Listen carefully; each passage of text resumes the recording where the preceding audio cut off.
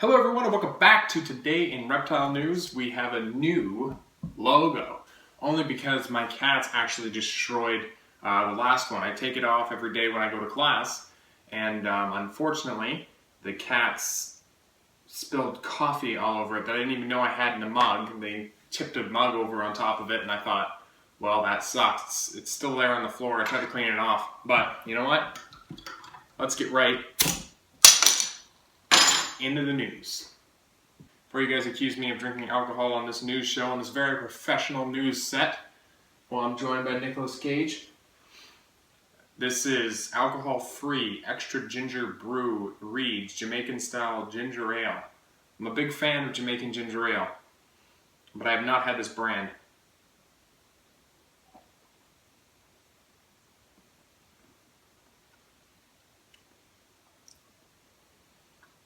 It tastes like beer. It tastes like beer smells. That tastes awful. Alright, so right into the news. Today we have a very cool thing to talk about, and this is awesome. This is legit. This is probably the coolest thing ever. Jurassic Park is coming to a Chilean research facility near you.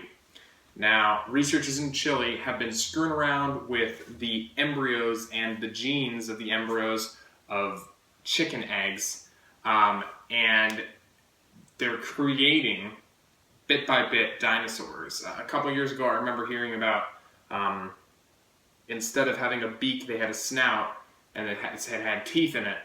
And unfortunately, just like back then, these animals have not made it past the embryo stage. They don't make it past, they don't get to hatch or anything like that. But we're getting close. Now they've got legs, dinosaur-like legs.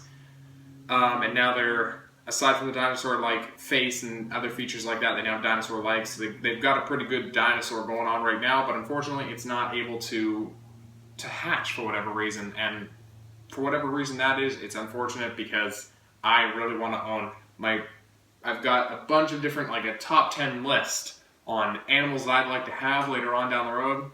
Velociraptors are on my fantasy list, and I would just love... Can you imagine having a zoo with a velociraptor in it? People would flock to it. People would be like, whoa, he's got a velociraptor inside of a zoo, and they just come to see it. I would go to see it. I'd go to see it just about every single day. Now, just like every single other news story that I cover, this is going to be linked down in the description below. Just check that out down underneath it here. Let's move on to the next story.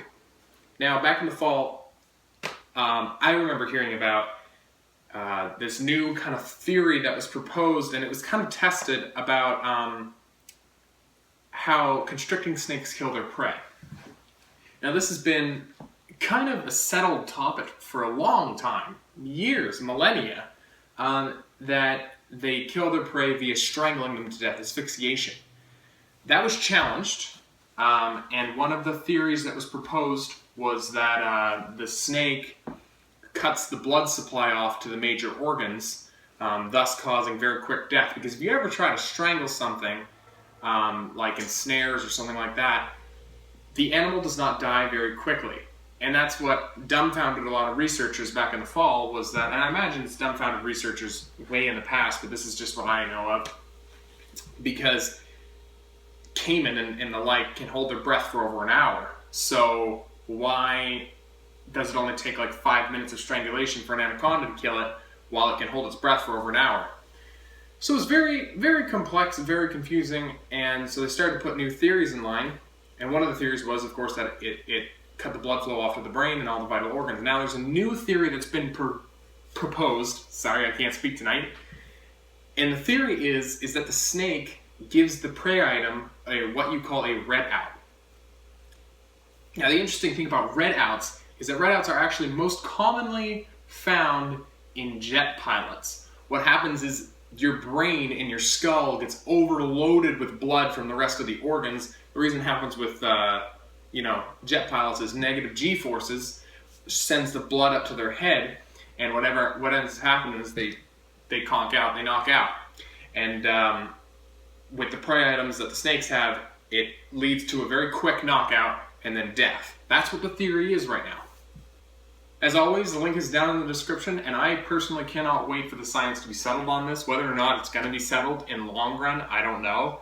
I hope it is, because I've got a bunch of constrictors and I love learning about them. I love all of my snakes. They're wonderful animals. Well, anyways, I've kind of decided that I've wasted my money on this. This stuff tastes as bad as beer smells. That saddens me, because I really do like ginger ale and ginger things like that.